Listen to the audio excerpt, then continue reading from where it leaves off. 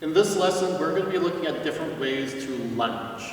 We're going to be looking at 4 specific combinations. The first one is just the traditional direct attack, but we're going to be looking at 3 slightly different twists to the lunge. Helping me with this lesson will be Coach Isaac and Eva, and we are going to be looking at how these actions work and, more importantly, how to do it. Our first lunge is going to be the direct attack. We're all very familiar with this action, but what Eva and I are going to do is explain a little bit about when you want to do this action and how. Now, all of these lunges are going to be done from a static position, so if you want to see how they're done when you are moving forward, you'll have to look at a different video for that. Okay, so let's get started. In the on guard position, you're going to want to make sure that your lunge is starting with the hand first. So in the on guard position, Eva is going to execute her lunge. And this is a direct attack. So she goes direct. She does not do any line changes. She's not evading my blade. She just lunges directly at the target and then she recovers.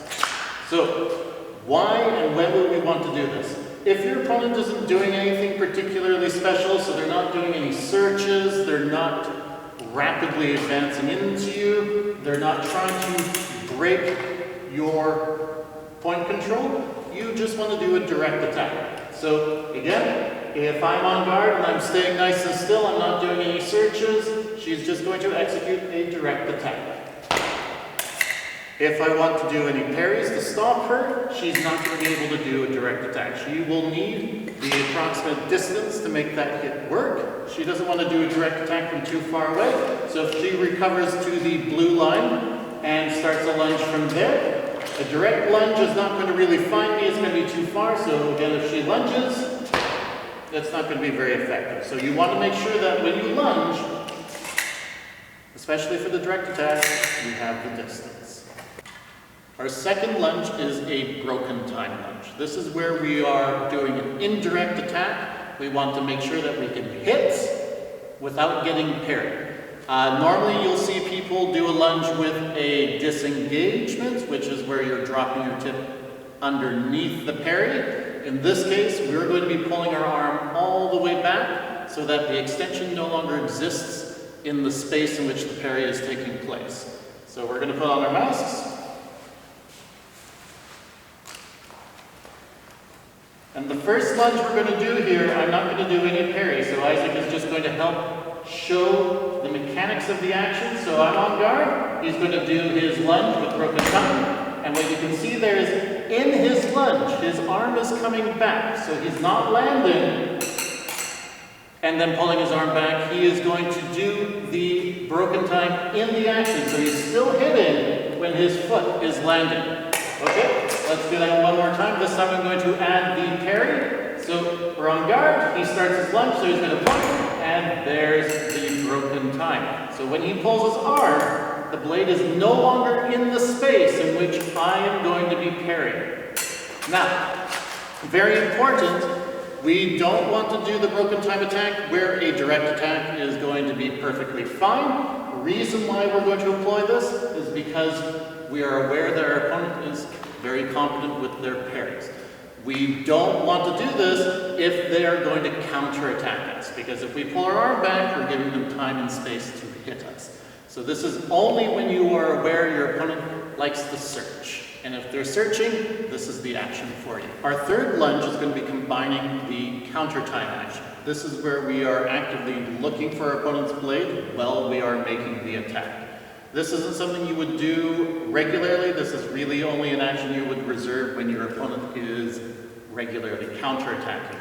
They have strong timing and good point control. You want to find their blade before you hit them. And this is the action we're going to be doing. So we're going to put on our masks.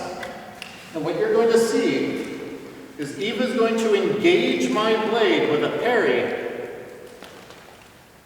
while she attacks. It's going to be different than a beat attack. A beat attack is where we're just kind of beating the blade and then committing. This is where we've already committed. So we're going to do our lunge and attack the blade. So I'm on guard and Eva will start. And there is the counter time action. As she's lunging, she's searching for my blade and going to hit it. This is very important because it allows you to stop your opponent from counterattacking. If they're not counterattacking, this is not the action you want to use. Our fourth and final lunge combination is the balestra. We've covered this in a previous lesson, but we're going to be reviewing it again in this lesson and looking at really why we want to use it.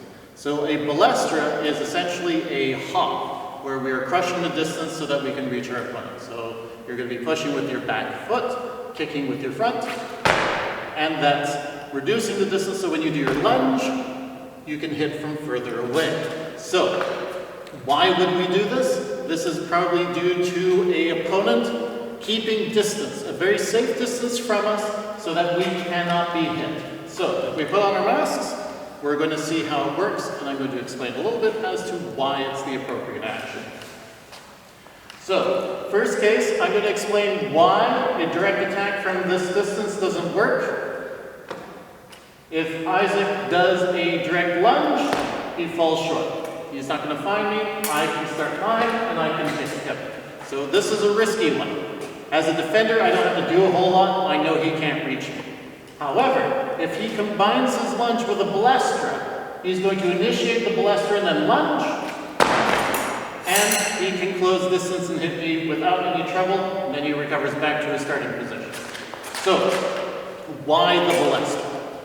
I'm on guard. I know he can't hit me. I'm not going to be very active in my defense. A direct attack will work, so he's going to execute the balestra, and there's the lunge. You'll notice that he's not extending his hand in the balestra until he has finished it. He is committing that for the lunge. The reason why? He does not want you to know that he is going to lunge. He wants to keep that a surprise. So balestra is very effective when dealing with someone who's keeping distance, but that's really their primary means of defense. Those are our 4 lunge combinations. Make sure that you're using them for the appropriate situation. You don't want to mix them up. If your opponent is close, direct attack is what you want to do. If they are actively searching for your blade, a broken time lunge is the best solution. If they are counterattacking you, a counter time lunge is the best action for them. And if they're just keeping good distance, a balestra is all you really need to reduce distance enough to reach the target.